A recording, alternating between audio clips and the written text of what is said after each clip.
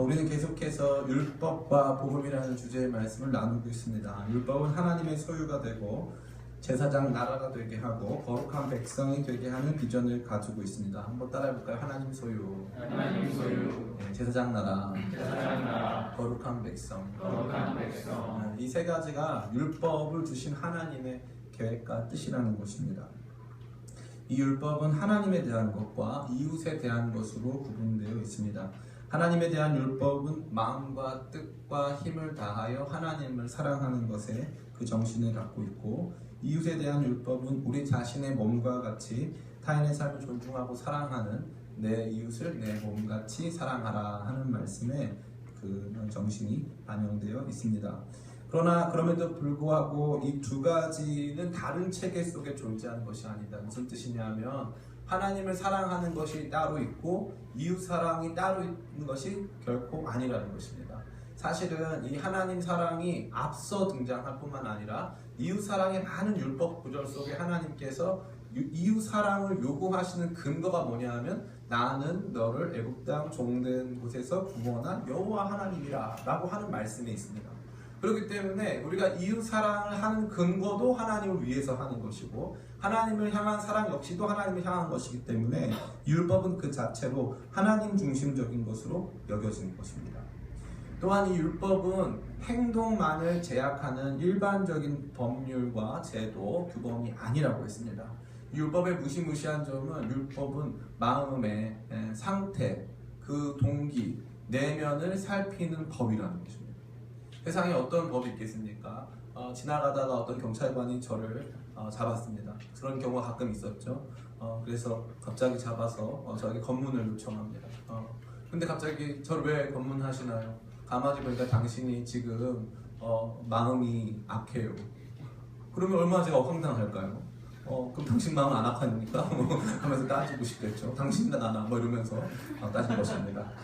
근데 이 율법은 무시무시한 것은 그 마음을 규제하고 있다는 것입니다. 마음. 네 마음이 어떠냐에 이 율법의 이 징계 역시 달려있다는 것입니다. 특별히 10계명의 마지막 계명은 내 이웃의 소유를 탐내지 말라라는 계명으로 나와 있습니다.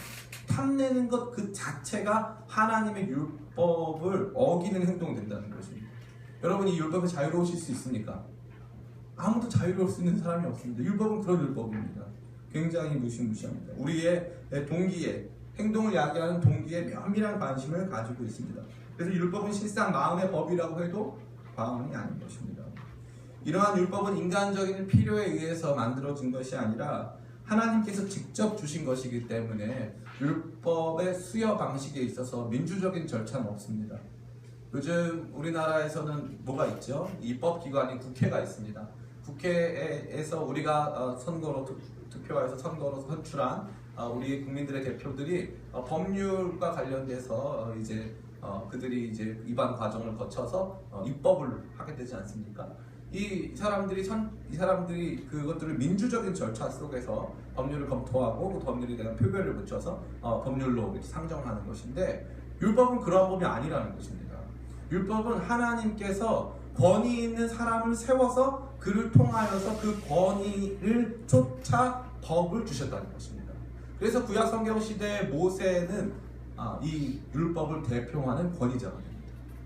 이 모세의 권위가 어느 정도였냐면 미리암과 아론이 모세에게 따졌습니다. 하나님께서 너와만 이야기하시냐? 우리와도 이야기했다. 그것이 그들의 논리입니다.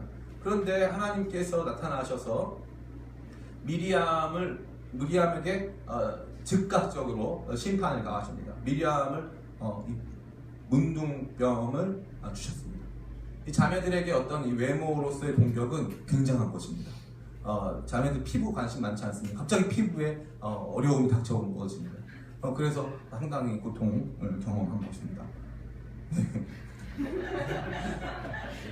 상당한 고통을 재밌는 건데 아무 의지 안 했으니까 굉장한 고통이 되고 있습니다. 저에게 상당한 고통, 저에게 마음의 문둥병과 같은 그런 상태입니다. 이 외모에 갑자기 문둥병을 주셨어요. 그러면서 말씀하신 말씀이 있습니다. 민수기 10장에 나와있죠. 뭐라고 합니까? 내가 다른 사람들과는 꿈을 통해서 얘기하기도 하고 환상을 보여주기도 하지만 모세와는 대면하여 명백히 말한다. 이렇게 말씀하십니다. 이게 하나님께서 모세에게 주신 율법의 수익권, 다른 누구도 따라갈 수 없는 이 모세만이 갖는 이 율법 수여에 있어서의 독특한 특권을 말씀하신다는 거죠. 그래서 이 구약 성경 시대는 모두 이 율법의 권위에 의거하여서 선지자적인 활동을 합니다. 그렇기 때문에 율법 수여에는 반드시 중보자가 요청된다는 것이죠. 그래서 구약 성경 시대에는 모세가 그 율법 수여의 중보자였다면, 예수님께서 누가복음 9장에서 이 변화산에서 그 기도하실 때에 변화되셨을 때 하나님께서 하신 말씀처럼 너희는 이 사람을 들으라, 이 사람의 이야기를 들으라, 이렇게 말씀하셨을 때 이제 그 율법 수여의 중보자가 모세가 아니라 예수님이 되셨음을 보여주고 있습니다. 또한 예수님께서는 스스로의 말씀을 통해서도 본인이 이 율법에 있어서 새로운 권위자라는 것을 드러내셨는데, 특별히 어디입니까? 마태복음 5장부터 7장까지 나타나는 산상수훈의 말씀입니다. 산상수훈은 이렇게 시작됩니다. 너희가 이렇게 들었거니와 나는 너희에게 말하노니. 이것은 굉장히 충격이었습니다. 왜냐하면 이스라엘 유대교의 모든 종교 활동은, 유대교의 모든 신학적 활동은, 모든 신앙 활동은 모세가 이렇게 말했다, 그럼 끝나는 거예요. 모세가 이렇게 말했다, 그럼 끝나는 겁니다. 얼마 전에, 몇 년 됐죠? 한 7, 8년 전에 학교에서 공부를 하는데 교수님이, 지금 그 교수님이 이태원에서 목회를 하시는데, 큰 교회 목사님이셨는데, 그 교수님이 이렇게 얘기하셨습니다. 정통적인 장로교회에 가서 설교를 하다가 안 먹힐 땐 무조건 칼빈이 말하기를 라고 하면 된답니다. 그리고 어떤 분이 전통적인 감리교회에서 목회를 하다가 잘 안 먹힐 때는, 설교가 잘 안 먹힐 땐 웨슬리가 말하기를, 이러는 순간 모든 사람이 잠잠하고 그 말에 주목한다고 그렇게 얘기했습니다. 이 신앙생활 종교활동이라는 것은 경전의 권위, 또 그 경전을 가르친 경전 교사들의 권위에 의존하고 있습니다. 근데 예수님은 그렇게 의존 안 하십니다. 예수님 뭐라고 하십니까? 내가 너희에게 이르노니. 가늠한 사람마다 이 처벌을 받을 것인데, 마음에 음욕을 품은 사람마다 가늠한 것이다. 살인, 다른 사람을, 이웃을 미워하는 사람이 이미 살인을 저지른 것이다. 이 예수님께서 우리를 정죄하신 내용 아닙니까? 우리는 그 굉장히 간과할 때가 많이 있습니다. 예수님께서는 이 모세의 권위에 의존하지 않고 예수님 자신의 권위로 말씀하시는 거죠. 예수님 자신의 권위로. 이제 예수님께서는 새로운 율법의 수여자가 되셨다는 것입니다. 지난주에 드린 말씀이지만 늘 새롭습니다. 늘 새롭고 또 새롭습니다. 매주 새롭습니다. 그래서 계속하고 있습니다. 이러한 모든 면을 통해서 우리는 율법은 그 자체로 선한 것이며 목적을 가지고 주신 것이라고 했습니다. 예수님 역시도 이 율법을 폐하려고 오셨습니까? 성취하러 오셨습니까? 네, 그렇습니다. 역시 우리 성도님들 수준이 굉장히 높습니다. 예수님 율법을 폐하러 오신 분이 아니라 율법을 성취하러 오신 분이죠. 근데 우리가 이 구약 성경 시대의 율법과 이 새로운 시대에 주어진 복음, 이 사이에 적절한 관계를 이해하지 못하기 때문에 이단에 빠지거나, 아니면 우리 신앙이 율법적이 되거나, 아니면 그와 반대로는 완전한 이 교회를 초월하고 이 성경을 초월하는 약간 위험한 수준의 자유주의에 이르기도 합니다. 최근 한국교회에서는 약 100만 명의 성도들이 교회에 출석하지 않고 있습니다. 그들은 라이브 크라이스트를 통해서 예배를 드리기도 하시고, CTS를 통해서 예배를 드리기도 하시고, CBS를 통해서 CGN TV, 유튜브, 각종 매개체들을 통해서 예배하고 있습니다. 그들이 교회를 싫어하는 것은 아닙니다. 그들은 교회를 원하고 있습니다. 그러나 그들이 찾을 수 있는 교회가 없다고 생각하기 때문에 교회에 오지 않고 있습니다. 그런 사람 굉장히 많습니다. 100만 명. 그들을 안나가 성도를 반대로 해가지고 가나안 성도라고 칭하고 있습니다. 가나안 성도. 예, 왜 그렇죠? 네, 감사합니다.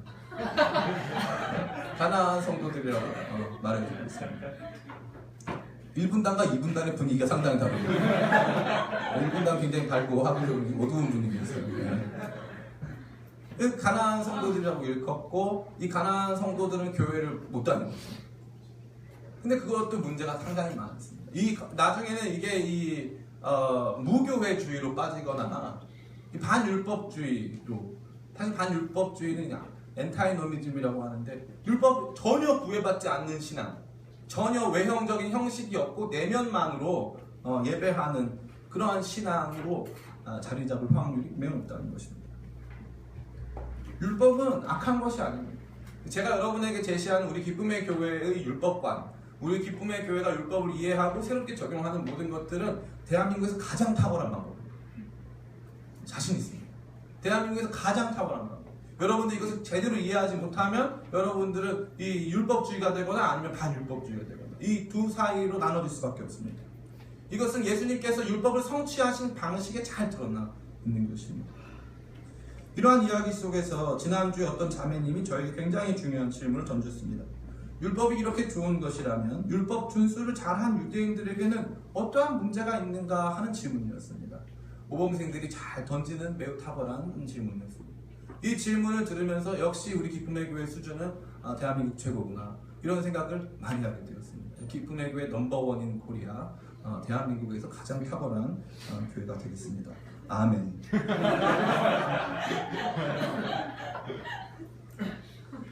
네. 이것은 비단 유대인들만의 문제가 결코 아닙니다. 율법이 저렇게 좋은 것이라면 과연 복음은 어떠한 것이기에 율법을 능가하느냐 하는 질문이 우리 안에 생기기 때문에 그렇습니다. 율법을 그냥 지키면 되는 거 아닌가? 율법이 좋은 것이라면 이런 것입니다. 여기에 있는 문제 중에 핵심은 뭐냐면 형식과 내용의 문제입니다. 따라볼까요? 형식과 내용. 1분단 형식, 내용 할게요. 1분단 뭐라고요? 형식과 내용. 형식과 내용. 이게 굉장히 중요한 문제입니다.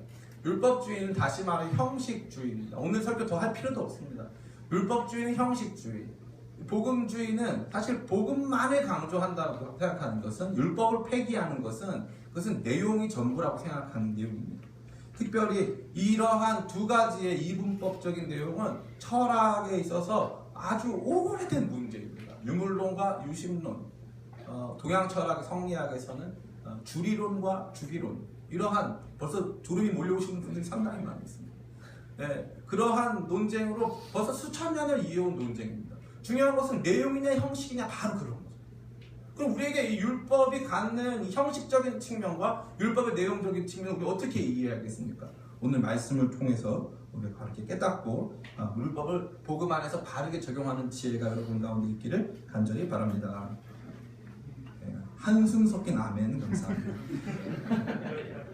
오늘 본문은 예수님께서 율법학자들인 서기관들과 율법 실천의 전문가들인 바리새인들을 책망하시면서 하시는 말씀입니다.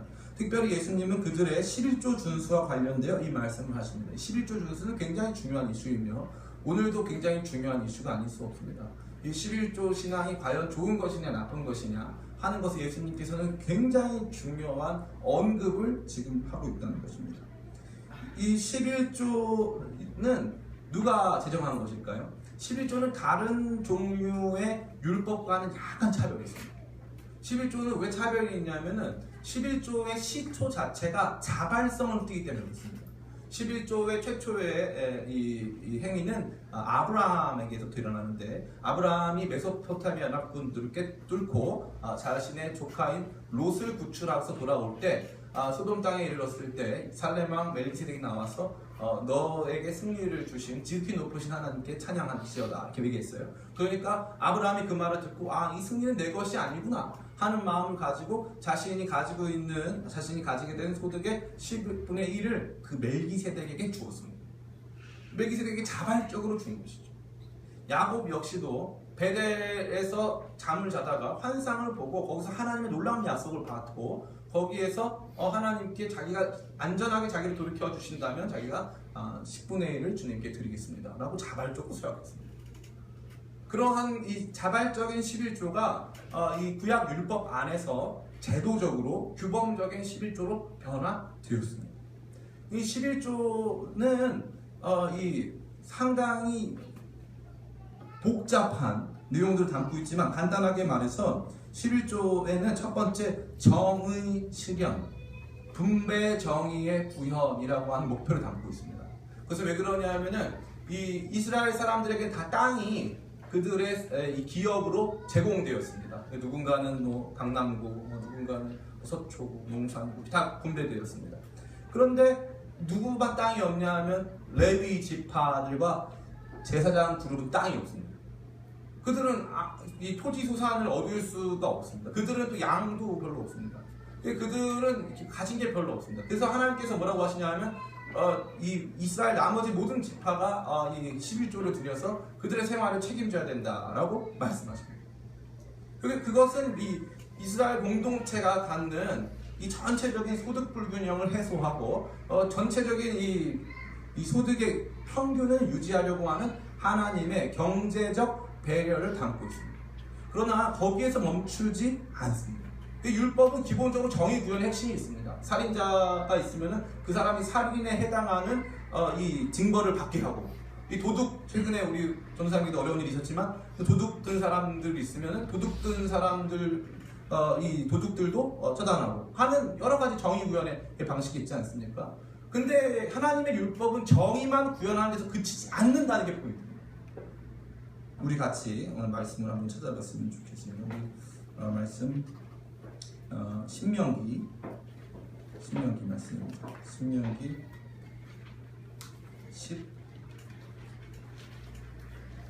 14장 12절 신명기 26장 12절 죄송합니다. 26장 12절 찾아보겠습니다. 신명기 26장 12절 같이 한번 읽겠습니다. 26장 12절 시작. 셋째 해 곧 11조를 드리는 해에 내 모든 소산의 11조를 레위를 마친 후에 그것을 레위인과 객과 고아와 과부에게 주어 내 성읍 안에서 먹고 배부르게 하라. 13절 그리할 때에 내 하나님 여호와 앞에 아뢰기를 내가 성물을 내 집에서 내어 레위인과 객과 고아와 과부에게 주기를 주께서 내게 명령하신 대로 하였사오니 내가 주의 명령을 범하지도 아니하고 잊지도 아니하였나이다. 아멘. 이게 뭐라고 합니까? 이 누구에게 준다고 합니까? 객과 고아와 과부에게 준다고 합니다. 객과 고아와 과부. 이 11조는 단순하게 이 레위인이라고 하는 이 경제적 불평등을 필연적으로 가질 수밖에 없는 그러한 종류의 그룹에게만 주어지는 혜택이 아닌 것입니다. 이 11조는 반드시 그 안에서 사실은 소외되고 이 이스라엘 공동체 내부에서 자칫 경시되기 쉬웠던 이 나그네들 아니면 손님들, 나그네들과 고아와 과부, 보호자가 없는 사람들을 위한 양식으로 공급되어야 함을 말해주고 있다는 것입니다. 아멘. 격렬하게 아멘 그렇습니다. 아멘. 감사합니다. 아멘 그렇습니다. 아멘 할렐루야. 네 그렇습니다. 11조 달라는 것이죠 지금. 저 아이가 나한테도 달라 이런 마음을 가지고 선포하고 있습니다.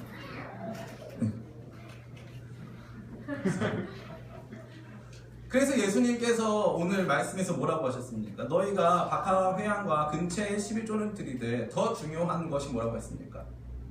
정의와 긍휼과 믿음이라고 했습니다. 그러니까 이 11조 정신 안에는 뭐가 담겨 있냐면 공의롭게 분배하려고 하는 이 경제적인 정의를 실현하고자 하는 모습이 담겨 있다는 것입니다. 이 율법에는 이 요소가 없으면 안 됩니다. 반드시 있어야 합니다. 이 율법에는 반드시 정의 요소가 있어야 합니다. 율법이 늘 이 눈물만 흘리고 있으면 안 됩니다. 사실은 제가 제일 재밌는 게 이런 거예요. 옛날에 개콘에서 감수성이라는 프로그램이 있었습니다. 감수성이라는 프로그램은 굉장히 단호하게 딱 해야 되는데 못하는 거 아닙니까? 지금도 만약에 이 살인자가 딱 이렇게 있는데 재판관이 사실 제가 어렸을 때 좀 어렵게 자라가지고 엄마가 안 계셨잖아. 우리가 용서하자. 이러면은 사람들이 같이 울면서 검사도 사실 맞아요. 이러면서 사실 우리 마음이 다 그렇죠. 뭐 이러면서 이렇게 할 수는 없지 않습니까? 그래서 이 법률에는 반드시 무엇이 옳고 그른가 확실하게 무엇은 옳은 거고 무엇이 틀렸는가를 명확하게 보여주고 정의를 구현하는 요소가 반드시 존재해야 된다는 것입니다. 두 번째는 거기서 그치는 순간 이 법률은 이 단순히 행정적인 수단에서 머물 수밖에 없습니다. 우리를 교육하고 우리를 선도하고 우리를 바른 방향으로 나가게 하기 위해서 반드시 필요한 것은 거룩한 공감, 긍휼인 것입니다. 고아와 노아래요. 노아와 막 요셉 나올 뻔했어요. 예, 고아와 과부와 객, 이 사회 소외계층을 향하여서도 우리의 소득이 반드시 그들에게 전해져야만 한다라는 하나님의 긍휼의 원칙들이 계속적으로 율법 속에 드러나 있다는 것입니다. 특별히 이스라엘에서는 노예 제도가 있었습니다. 이 노예 제도가 있는데 노예 생활을 6년 하면 7년째 어떻게 됩니까? 자동 해방. 7년째 자동 해방. 이 노예들, 특별히 우리 여자 노예를 만약에 자기 첩으로 들였을 경우, 근데 여자 노예를 굉장히 중요한 내용입니다. 여자 노예를 첩으로 들였어요. 그러니까 자기의 또 다른 부인으로 삼은 경우 있지 않습니까? 그러면은 그 노예가 마음에 안 들어요. 마음에 안 들으면 노예처럼 다룰 수가 없어요. 여자 노예를 첩으로 들인 순간 여자 노예를 더 이상 노예로 다룰 수가 없어요. 법적으로. 그래서 그 노예를 다시는 안 만난다 할지라도 끊을 수 없는 게 의복과 음식과 여자들이 남자에게 동침해달라는 그 권리를 끊을 수가 없어요. 놀랍지 않습니까? 이게 하나님 율법이에요. 이 하나님 율법은 단순하게 정의, 실현 여기에만 머무르지 않습니다. 하나님 율법은 너무 통합적으로 우리의 삶 전체를 담고 있습니다. 그래서 소외받기 쉽고 자칫 어떠한 부분에 있어서 이 사회적으로나 이 정치 권력적으로 이 힘을 발휘하기 어려운, 자기 목소리를 내기 어려운 사람들을 향한 이야기를 분명히 담고 있다는 거죠. 그렇기 때문에 이 11조 안에도 마찬가지입니다. 예를 들어 이 11조 안에서도 아까 저와 여러분 본 것처럼 이 고아와 과부와 객과 같은 이 이스라엘 공동체 내부에 소외된 사람들을 향한 긍휼이 이 법안에 들어있다는 것입니다. 그럼 이 세 번째는 무엇입니까? 믿음인데 이 헬라어에서 피스티스라고 하는 믿음은 두 가지 방향으로 해석됩니다. 첫 번째는 어떠한 이 믿음의 대상을 향한 나의 의존을 이야기합니다. 그래서 하나님을 내가 믿습니다 할 때 이 피스티스라고 단어를 사용합니다. 근데 이 동시에 이 피스티스는 전혀 다른 단어로 하나 쓰일 수 있는데 그게 뭐냐 하면 신실. 이 신실이라는 뜻은 믿을만하다라는 뜻입니다. 다시 말해 이 믿음은 나를 향한 거죠. 나를 향한 거. 내가 하나님 앞에 믿을만한 존재가 되는 거예요. 믿을만한 존재, 다시 말해서 충성이라는 뜻입니다. 충성. 그래서 이 피스티스, 믿음이라는 단어를 언제 또 씁니까? 충성. 그는 충성된 일꾼이다 할 때 그가 피스티스라고 합니다. 참 재밌죠. 그러니까 우리가 이 11조 생활을 할 때 지켜야 되는 내용 중에 이 정의와 긍휼과 믿음이라고 하는 것은, 이 믿음은 단순히 하나님께 대한 믿음일 수도 있고 동시에 내가 그분 앞에서 그분을 신실하게 믿음직한 사람으로 그분 앞에 서 있으라고 하는 명령, 이 두 가지 다 해야 된다는 거죠. 그러면 제 의견은 무엇이냐? 이게 중요하지 않겠습니까? 제가 여러분에게 오늘 증거하는 이 내용은 무엇이냐? 둘 다입니다. 왜냐하면 이 잉글리시 스탠다드 버전이라고 하는 이 ESV 바이블에서는 그것을 어떻게 했냐면 faithfulness, 신실함으로 번역하고 있습니다. 근데 또 동시에 아메리칸 스탠다드 버전에서는 그것을 하나님께 대한 믿음으로 번역하고 있습니다. 그러니까 저는 이 둘 다 가능하다고 보는 것입니다. 그러니까 이 11조 신앙이라는 것은 두 가지입니다. 하나님께서 이 나의 모든 소유의 주인이 되셨다는 믿음을 고백하는 것과 그분의 앞에서 그분의 자녀로, 그분의 백성으로 신실하게 살아드리겠다는 결단을 가진 내용으로 드리는 양쪽이 다 가능하다는 거죠. 어떤 쪽이건 여러분이 잘 선택하시기를 간절히 바랍니다. 그러나 그럼에도 불구하고 이제 이 11조 논쟁의 그 핵심이라고 볼 수 있는, 예수님께서는 그 바리새인들과 서기관들을 향하여서 뭐라고 말씀하십니까? 너희가 이 박하와 회양과 근처에 11조를 드리되, 여러분 혹시 박하가 어떻게 생겼는지 보셨습니까? 박하? 제가 아는 박광식 선교사님의 아들 이름이 박하입니다. 잘생겼더라고요. 이 박하와 회양과 이 근체, 이런 것들은 주로 이 향신료, 조미료입니다. 조미료. 제가 제일 좋아하는 조미료가 다시다, 이런 조미료 아닙니까? 11조를 드리는데 다시다를 사와가지고 주부가 다시다를 사왔습니다. 그래가지고 10분의 1은 이 조미료도 주님 것이야. 그래가지고 조미료를 해서 그램을 답니다. 그래가지고 10분의 1 정도 되는 100g짜리 사면 10g을 따로 덜어서 주님께 제사로 올려드립니다. 아니면 헌금 봉투에 넣어서 헌금합니다. 절대 그러지 마시기 바랍니다. 상황이 어려워집니다. 헌금하면서는 계속 고소한 냄새가 납니다. 힘들어지기 때문에 절대 그렇게 하지 마시기 바랍니다. 아니 이러한 일을 누가 했다는 것입니까? 바리새인과 서기관들이 했다는 것입니다. 율법학자들은 율법 해석의 전문가들입니다. 특별히 서기관들은 율법 해석의 전문가들. 그들이 해석해낸 율법은 뭐냐 하면 이 율법의 정신을 더 잘 지키려면 모든 것이 하나님께로부터 왔기 때문에 맞는 말입니다. 사실은 모든 것이 하나님께로부터 왔기 때문에 그거에 대한 증거로 주님께 드리는 이 예물이라면 우리에게 있는 박하도 드리자야. 이거 회양도 좀 드리자. 금제도 좀 드리자. 요번에 요거 사온 그거 속옷 세트 있지? 하나 드려. 막 이렇게 하면서 막 하나님께 다 드리는 거예요. 뭐 우리 군인들 전투복도 하나 드리고 양말도 5개 주는데 그 중에 하나 드리고 막 다 드리시는 거. 너무 좋아하시네요. 우리 특별히 육군 훈련소 출신인데 초코파이 12개 들어있지 않습니까? 1.2개를 드리는 거예요, 주님께. 다시 봉투 넣어서 드리는 거예요. 그런 일을 하자는 겁니다. 그런 일을 하자는 거예요. 사실 여러분 이게 감동적입니까? 안 감동적입니까? 사실 감동적이지 않습니까? 아니 그 전투로 목 주는 그 양말 중에 5개 중에 그 하나 한 2짝이니까 이제 한 짝을 주는데 나머지 한 짝은 어떻게 해야 하냐고 이럴 수 있지만 그런 거를 주님께 주님 것이라고 내 것 아니라고 군복 내 거 아니죠. 군복 나라 겁니다. 함부로 드리면 안 돼요. 그런 것들을 막 드리겠다고 애쓰는 그 모습이 얼마나 귀합니까? 저는 아주 예전에 캠프할 때 보면은 어떤 일이 있냐면은 헌금 봉투 걷다 보면은 봉투 안에 뭐가 나올 때가 있냐면 애들 학생증이 나올 때가 있어요. 자기 자신을 드리겠다는 어떤 결단인 것이죠. 자기 자신을 드리겠다는 결단. 아름답습니다. 그런데 그거 어떻게 합니까? 그걸 뭐 쓰기도 그렇고 팝니까? 팔기도 그렇고 그거를 마음은 크게 감동이 됩니다. 마음은 크게 감동. 그러나 마음은 감동이 되지만 이거 되게 처치곤란해요. 힘듭니다. 이 율법학자들과 서기관들도 비슷했어요. 너무 이 율법의 정신을 율법 드리는 방향에서 내가 하나님께 드리는 방향에서 아주 절박하게 절실하게 지켜내기 위하여서 자기에게 주어진 모든 규정도 없는 박하, 회향, 근태와 같은 규정도 없는 이 조미료에 대해서 향신료에 대해서 철저한 11조를 적용해가지고 하나님께 드렸다 이겁니다.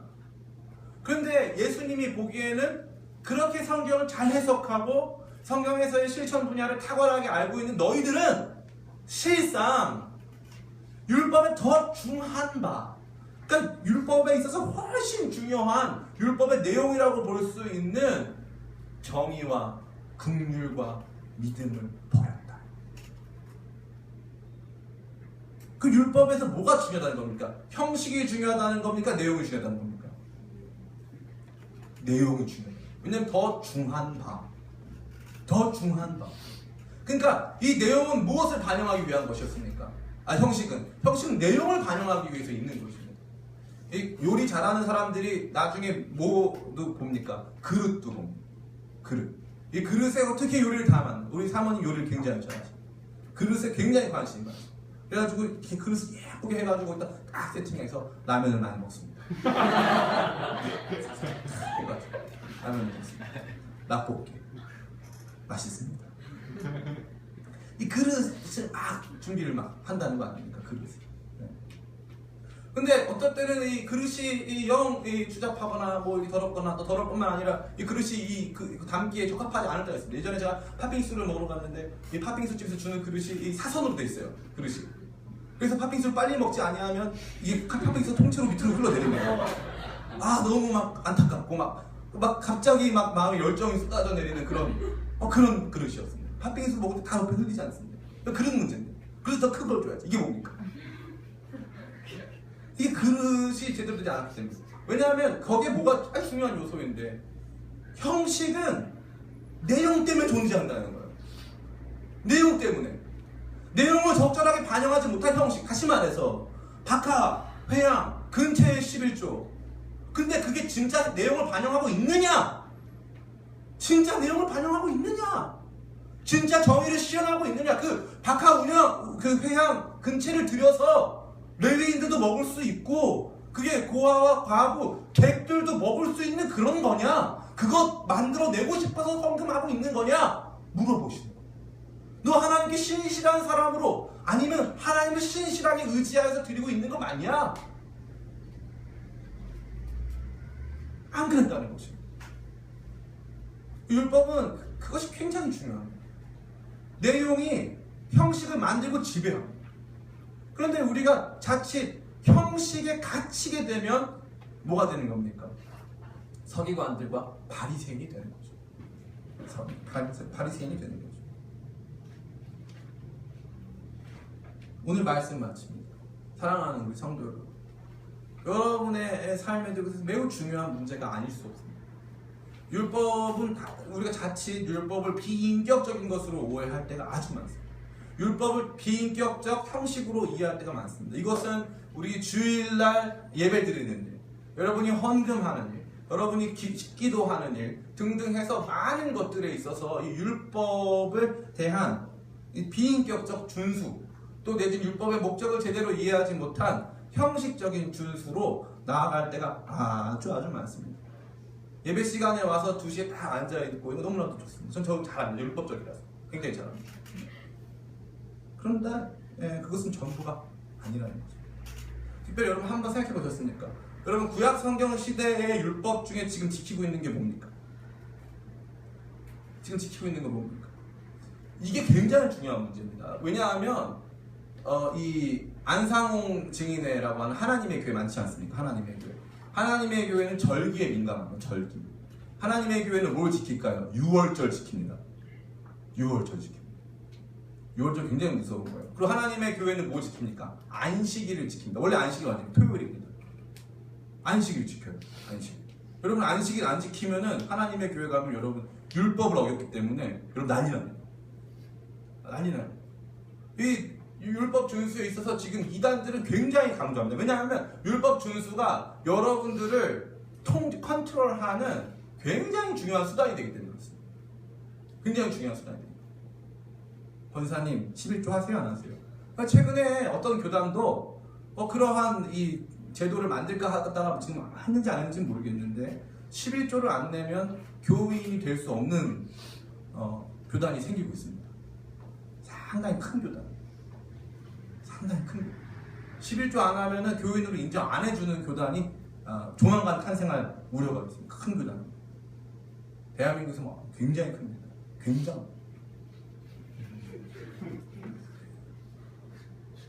여러분 어떻게 생각하십니까? 어떻게 생각하십니까? 11조 안 하면 안 됩니까? 잘 생각해 보세요. 과거 율법 중에 우리가 현재 지키고 있는 것은 무엇입니까? 율법은 특수법과 보편법이 있습니다. 예를 들어 현재 지키고 있는 것은 살인하지 말라, 간음하지 말라, 도둑질 하지 말라, 이런 거짓 증언하지 말라 이런 법들입니다. 근데 여러분 그게 율법이라서 안 지킵니까? 아니면 형사법이기 때문에 안 지킵니까? 형사법이기 때문에 안 지킵니다. 율법이어서가 아닙니다. 형사법이기 때문에 그렇습니다. 안 지킵니다. 안 지킵니다. 지킵니다. 안 지키면 안 됩니다. 지킵니다. 근데 재밌는 것은 이 의식법, 하나님께 나아가는 제사법 여러분 지키십니까? 여러분 혹시 이 번제 들어보셨습니까? 번제. 번제가 뭔지 물어보지 마시기 바랍니다. 번제가 길어지기 때문에 재물을 가지고 재물을 죽여서 태워서 드리는 제사입니다. 들어보시죠. 우리가 주일마다 그 제사를 드린다 생각해 보십시오. 여기서 얼마나 냄새가 고소하고 얼마나 좋겠습니까? 이런 거 지키십니까? 안 지킵니다. 여러분 안식일 지킵니까? 여러분 안식일 안 지키지 않습니까? 여러분 주일을 지키지 않습니까? 여러분 할례 받았습니까? 할례 안 받지 않았습니까? 여러분은 세례 받지 않았습니까? 이게 바로 이 율법, 구약 성경 시대의 율법이 이 새 언약 아래서 새로운 법으로 바뀔 때 그 정신을 극대화하는 방향으로 바뀐다는 거죠. 이 11조도 동일합니다. 11조 예수님께서 뭐라고 하십니까? 이것도 행하고 그것도 버리지 말아야 한다고 하십니다. 예수님은 형식, 11조라고 하는 10분의 1을 하나님께 드리는 형식 자체를 정죄하시거나 그 형식이 무용하다고, 형식이 아무런 쓸모가 없다고 말씀하시는 분이 아닙니다. 11조는 그 자체로서는 가치가 있다 이거예요. 왜냐하면 하나님 주시지 않았습니까? 그러니까 최초의 율법을 선한 방향으로 주신 하나님의 뜻은 반영하도록 형식을 만들어야 된다. 그러나 그 내용 이것도 버리지 말아야 한다. 형식도 지켜내고 그것도 버리지 말아야 한다. 다시 말해 내용이 잘 반영되는 형식들을 만들어야 된다는 것이죠. 그렇기 때문에 안식일은 진정한 우리에게 안식을 주신 예수님께서 부활하신 부활절이 되는 것이고, 할례는 세례가 되는 것입니다. 이스라엘 백성이라고 하는 이 큰 공동체는 오늘 보이지 않는 예수 그리스도의 거룩한 몸된 우리 교회가 되는 것입니다. 이제는 우리가 새 언약 아래서 복음 안에서 완전히 새로워진 질서와 체계를 갖춘 새로워진 공동체가 됐는데, 이 공동체는 과거 율법의 내용을, 율법의 정신을 극대화하는 새로운 형식을 만들어 간다는 것입니다. 그래서 11조를 어떻게 됐냐? 이게 제일 중요한 문제 아니겠어요? 전도사님이 11조 드려야 돼요, 말아야 돼요? 제가 감히 말씀드릴 건데, 11조를 드릴 수 있는데 그것은 전혀 규범적이지 않습니다. 11조 드리는 행위가 하나님을 충분히 기쁘시게 하는 것만큼 사실입니다. 그것에 대해서 제가 조금도 이론의 여지가 없습니다. 왜냐하면 예수님도 그것을 거부하지 않으셨기 때문에 11조 드리는 행위가 충분한 하나님께 나아갈 수 있는 좋은 형식이 될 공산이 큽니다. 그러나 그 11조가 처음부터 지향했던 사회 경제, 특별히 우리 교회 공동체 내에서의 이 평균케 하는, 경제적 평균을 이루어가는 수단으로서, 또 우리 공동체 내부에서 고아와 과부, 객 등 이 사회의 소외계층을 돕는 중요한 수단으로서 이 11조가 충분히 그 역할을 감당해야 된다는 거죠. 사랑하는 성도 여러분, 그렇지 않을 경우 우리는 너무나도 쉽게 율법주의에 빠집니다. 저는 이 율법주의 신앙의 힘을 잘 알고 있습니다. 그래서 저희 사모님과 저는 가끔 그런 얘기합니다. 율법주의가 좀 나은 것 같다, 이런 얘기 많이 합니다. 신앙생활은 율법주의 성도가 훨씬 잘합니다. 그리고 율법주의 성도 때문에 교회가 돌아가요. 잘 돌아갑니다. 그런 성도가 많을수록 잘 돌아가요. 그 교회가 아주 풍족해집니다.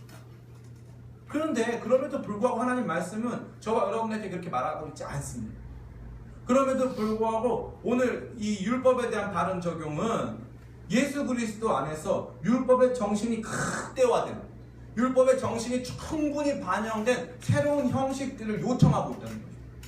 그 새로운 형식들을 멋있게 구현하는 거예요. 그래서 11조도 10분의 1만 드린다는 것이 율법이었다면 여러분은 자유롭게 뭐 10분의 9도 드리시고 뭐 10도 드리세요. 그냥 뭐 그건 자유롭게 하시는 바랍니다.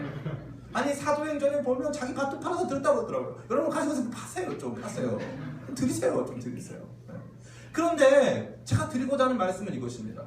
최초의 11조는 거룩한 자발성에서 시작된 것처럼 그 거룩한 자발성을 가지고 교회 공동체를 평균케 하고 교회 공동체를 돌아가게 만들고 또 교회 공동체 내부에 이 소외되고 이 연약하고 자칫 아무것도 가지기 어려운 이 계층이나 그룹이 존재한다면 그들을 위해 돕는 수단으로 내 삶을 얼마든지 떼어서 드릴 수 있는 이 거룩한 율법주의를 능가하는 사람이 되시기를 간절히 바랍니다. 예수님께서 뭐라고 말씀하십니까? 마태복음에 5장부터 7장 사이에 예수님께 말씀하십니다. 너희 의가 바리새인과 서기관의 의보다 낫지 아니하면 결단코 천국에 들어갈 수 없다 말씀하십니다. 그 말은 뭡니까? 바리새인과 서기관들의 의라는 것은 율법 준수의 의입니다. 율법 준수의 의. 나는 법을 다 지켰어. 나는 권리가 있어. 난 법을 다 지켰다고. 하지만 나는 다 안 했어. 하라는 거 다 했다고. 숙제 다 했어. 이게 율법주의자들이 가는 생각이에요. 그게 율법주의적 의라는 것입니다. 근데 우리는 어떠한 의를 갖고 있습니까? 예수 그리스도의 의를 갖고 있습니다. 예수 그리스도의 의는 뭐? 십자가에서 자신을 다 내어주신 예수님의 놀라운 사랑이 우리에게 부어져 그것을 우리를 법정적으로 의롭다 칭해주는 것입니다. 그러기에 우리는 바리새인과 서기관들이 드리는 삶의 경건과 거룩 수준에 머무르는 것이 아니라 우리 자신을 통째로 내어주는 삶의 경건과 거룩의 수준으로 나아가야 된다는 것입니다. 저는 여러분들이 이렇게 과거 율법을 극대화시키고 율법이 미니멈이라면 복음은 맥시멈. 우리 안에 하나님께서 처음에 그 율법을 주신 정신을 최대한 발휘할 수 있는 그러한 모습으로 여러분의 삶을 드리게 되시길 간절히 바랍니다. 이것도 행하고 저것도 버리지 않는 진정한 복음의 사람들 다 되시기를 예수님의 이름으로 축원합니다. 아멘. 기도하겠습니다.